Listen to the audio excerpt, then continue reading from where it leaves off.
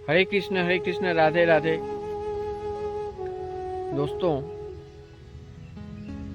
नमस्कार। आशा करता हूँ आप सब लोग भी अच्छे ही होंगे। A wonderful morning. जय श्री कृष्ण, राधे राधे।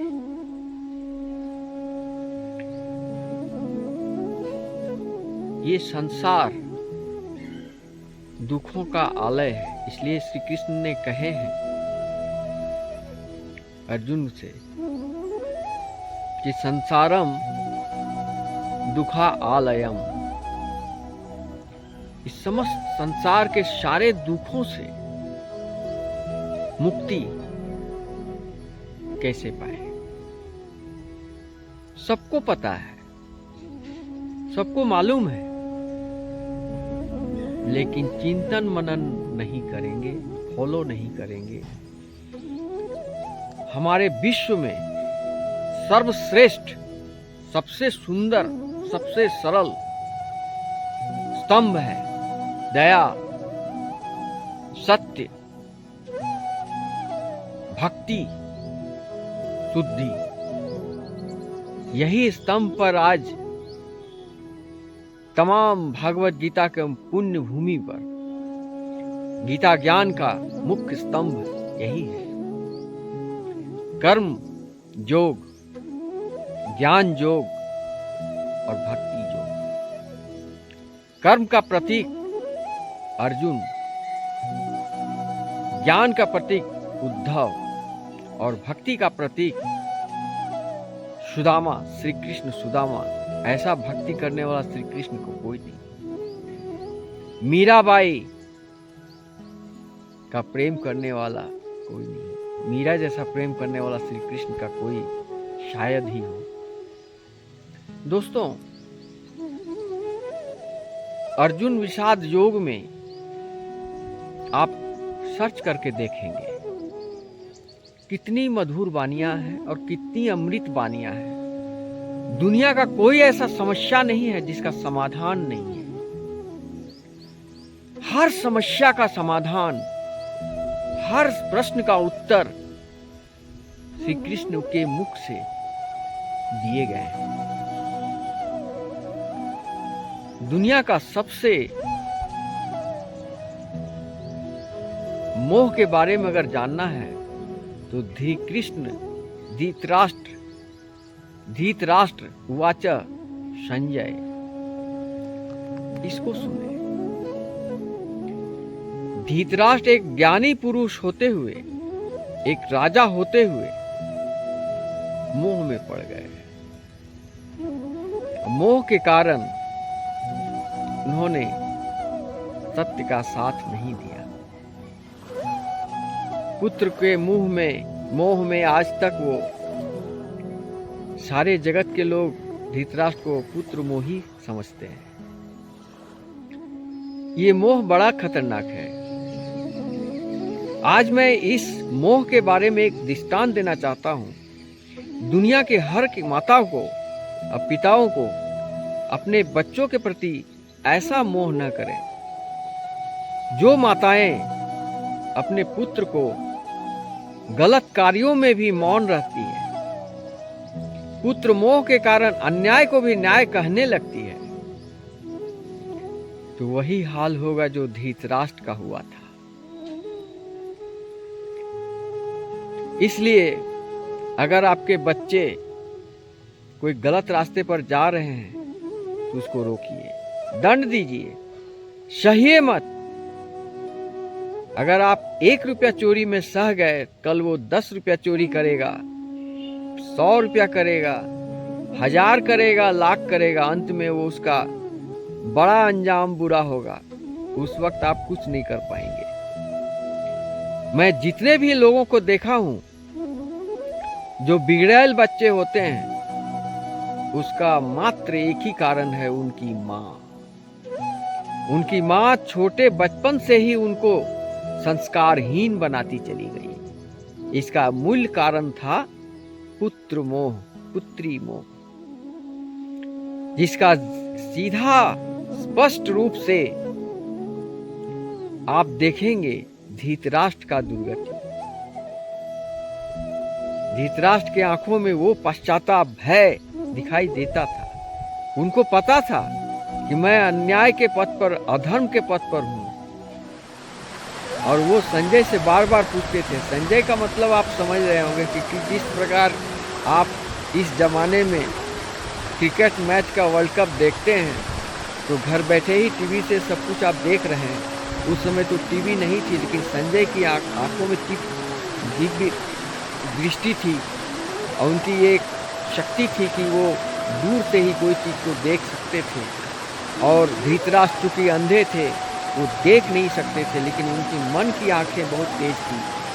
तो वो संजय से बोलते हैं कि जो तुम देखते हो हमको बताते चलो। और वो पूरी महाभारत युद्ध उनको बताते गए और वो यही सोचते रहे कि कब हमारी दुर्योधन जीत कर आएगा और राज्य में वो स्थापित करेगा, विनर बनेगा। इसी उम्मीद में, पुत्र मोह में उनकी दुर्दशा देखी गई है, भय देखी गई है। तो दोस्तों, आपका हर सवाल का जवाब भगवत गीता में दिखा रहा है। मोह में न पड़े।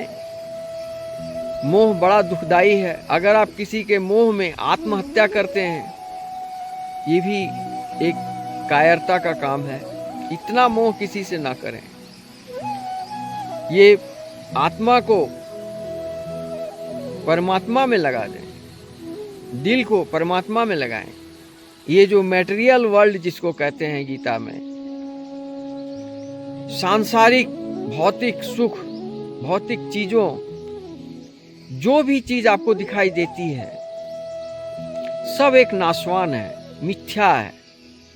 आप जिससे भी प्रेम करते हो, जितना ज्यादा प्रेम करेंगे उतना ज्यादा गहरा दुख मिलेगा आपको। किसी मनुष्य से, जाति से, धन से, मन से, जितने भी आपको सांसारिक भौतिक चीज हैं, उनसे प्रेम ना करके आप परमात्मा से प्रेम करें, जो स्थायी है, निरंतर स्थायी है। परम ब्रह्म परमेश्वर पर दिल लगाएं। आप भटक रहे हैं, मंदिर मस्जिद चारों तरफ भटक रहे हैं। भटकने की कोई जरूरत नहीं है। कस्तूरी कुंडली बसे मृग ढूढ़े बन माही, ऐसे घटी घटी राम है दुनिया देखे नाही। हिरण को लगता था कि ये सुगंध कहाँ से आ रही, भटक रहा था। उस प्रकार हे मानव, हे मनुष्य, हे मेरे दोस्तों, भटको मत। तुम्हारे पास ही भगवान श्री कृष्ण गिरधर गोपाल हैं। अपने मन से, कर्म से, वचन से उनको देखो तो सामने मिलेंगे वो। कर्म 3 प्रकार के होते हैं। सत्कर्म, रजकर्म, तामस। आप अपने कर्मों को खूब सोच समझ कर करें, जिसमें सात्विक होना जरूरी है। कर्म योग, कर्म मार्ग, ज्ञान योग, ज्ञान मार्ग, भक्ति योग, भक्ति मार्ग में आए।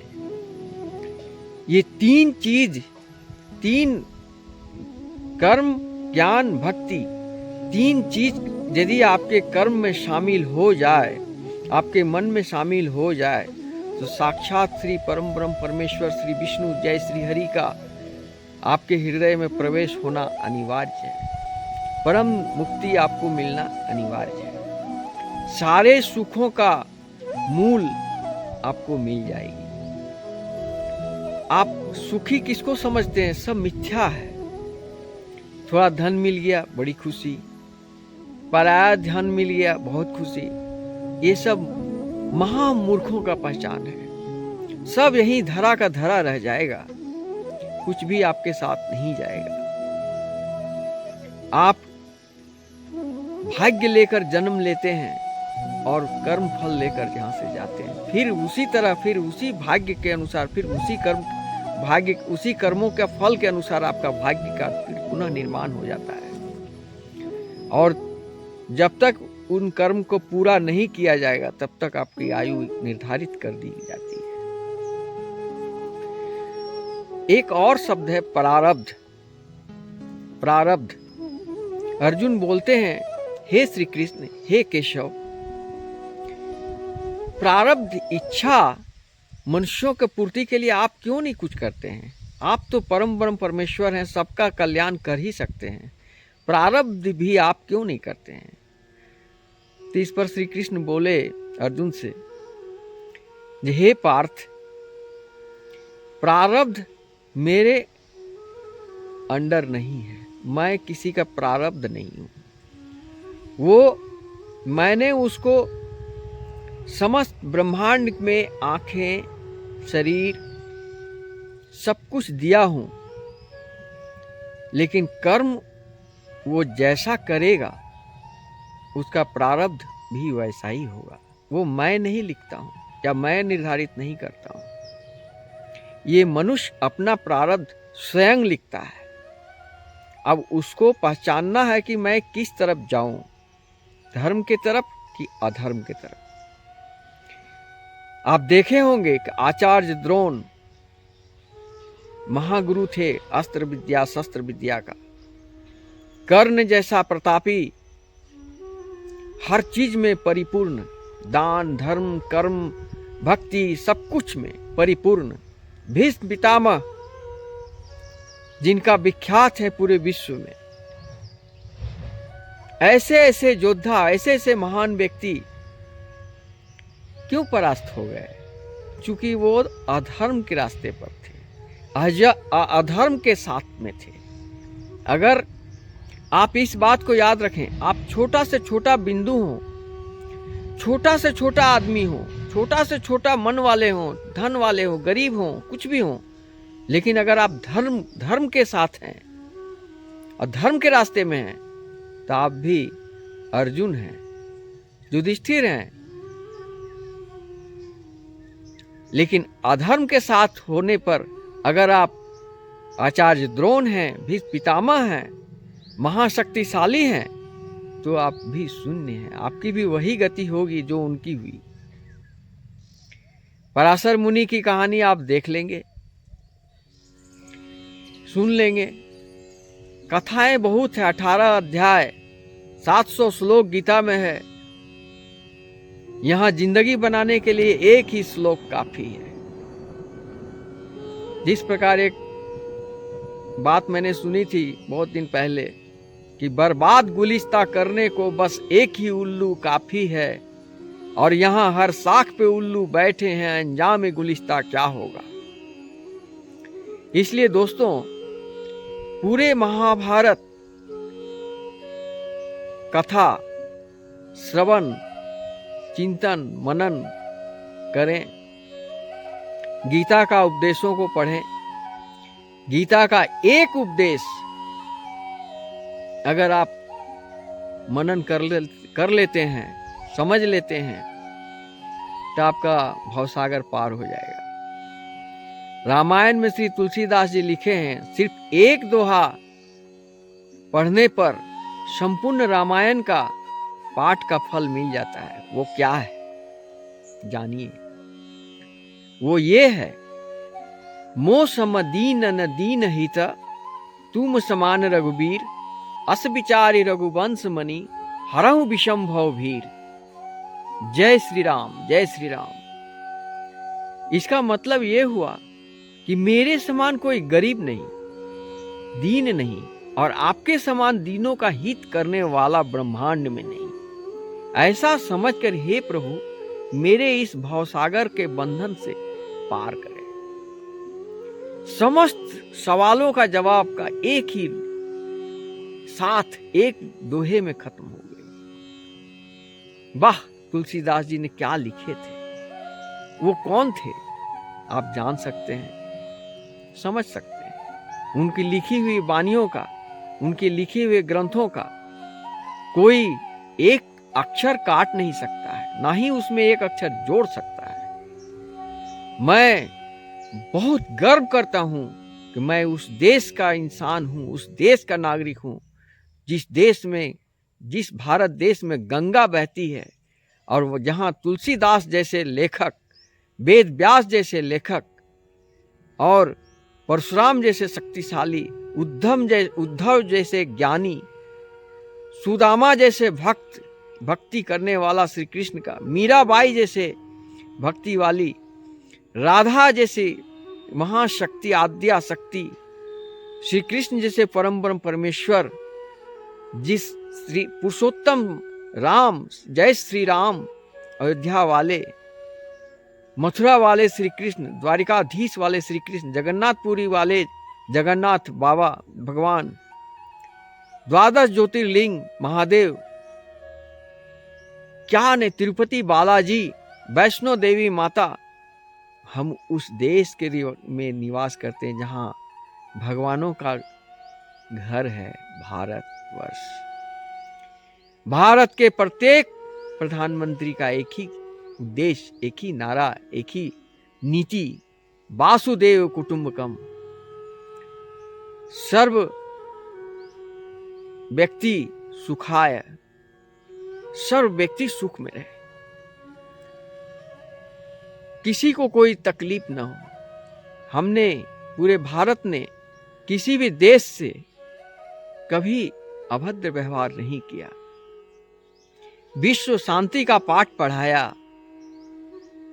हमारे देश के प्रधानमंत्रियों ने कहा कि ये देश युद्ध के लिए नहीं है, ये देश दया, सत्य, भक्ति, शुद्धि के लिए है। भारत, इसको पहचानो और इस देश में रहकर, इस देश में जन्म लेकर तुम जो पश्चिमी सभ्यता को अपनाए हुए हो और भटके हुए हो, इससे लौट के आ जाओ और खुद को पहचानो कि मैं कौन हूं, मेरे पास क्या है। मेरे पास गीता है, मेरे पास ग्रंथ है, मेरे पास उपनिषद है, मेरे पास मंदिर है, मेरे पास गंगा नदी है, श्री कृष्ण जैसे महाप्रभु हैं। फिर और क्या चाहिए? और कुछ नहीं चाहिए। भक्ति योग, भक्ति मार्ग में आइए, श्री कृष्ण के उन वाणियों को सुनिए, आपके समस्त सवालों का जवाब आपको गीता में मिल जाएगा। गीता का पाठ करें, चिंतन करें, मनन करें, मोह में न पड़ें, किसी का मोहताज न हो, जो भी करें अपना माइंड से करें। एक और समस्या है हमारे देश में, लोग अपना माइंड से काम करते ही नहीं है। जिस दिन से तुम अपना माइंड से काम करना शुरू कर दोगे, प्रारंभ कर दोगे, उसी दिन तुम विश्व विजयी हो जाओगे। लेकिन तुम्हारा अपना माइंड तो है नहीं। कोई बोलता है खेती करो, तुम खेती करने बोलता है अरे यार छोड़ दो, बिजनेस करो, बिजनेस में चले जाते हो। फिर बोला अरे छोड़ दो, नौकरी करो, नौकरी में जो लोग बोलते जाते हैं तुम करते जाते हो। अरे दूसरों के बातों पर मत चलो, अपने दिमाग पर काम करो। जिस दिन तुम अपने सोचने की शक्ति हो जाएगी, उसी दिन विश्व कल्याण कर सकोगे, अपना खुद का कल्याण भी कर सकते हो और विश्व विजयी हो सकते हो। विश्व विजयी का मतलब क्या है? पराधीन नहीं रहोगे, स्वाधीन जियोगे, किसी का मोहताज नहीं रहोगे, कर्ज मुक्त रहोगे, आरोग्य रहोगे, शांतिपूर्ण रहोगे, शांति से रहोगे, सुख पाओगे, हैप्पी लाइफ होगी। इसी को कहते हैं विश्व विजय। लेकिन पराधीन सपने हूं सुख नाही, और यदि सुख तो वो सुख नहीं जो मैं बताना चाहता हूं। दोस्तों, कभी भी किसी का मोहताज बन के मत जियो। अपने दिमाग पर सोचो, अपने गीता का अध्ययन करो और खुद पर चलो और सोचो कि मैं एकदम अकेला हूं, मेरा कोई नहीं है। और वास्तव में रिश्ते, नाते, प्यार, मोहब्बत सब फेक हैं। इसके भरोसे मत रहो और इसके पीछे मत दौड़ो। दौड़ना ही है तो परम परमेश्वर श्री कृष्ण गिरधर गोपाल के पास आ जाओ, मंदिरों में जाओ, घर के अंदर, मन के अंदर जो मंदिर है उसको जगाओ। इतना ही कहकर आज का कथा मैं यही समाप्त करता हूँ। हरे कृष्ण कृष्ण कृष्ण हरे हरे, हरे राम राम राम हरे हरे।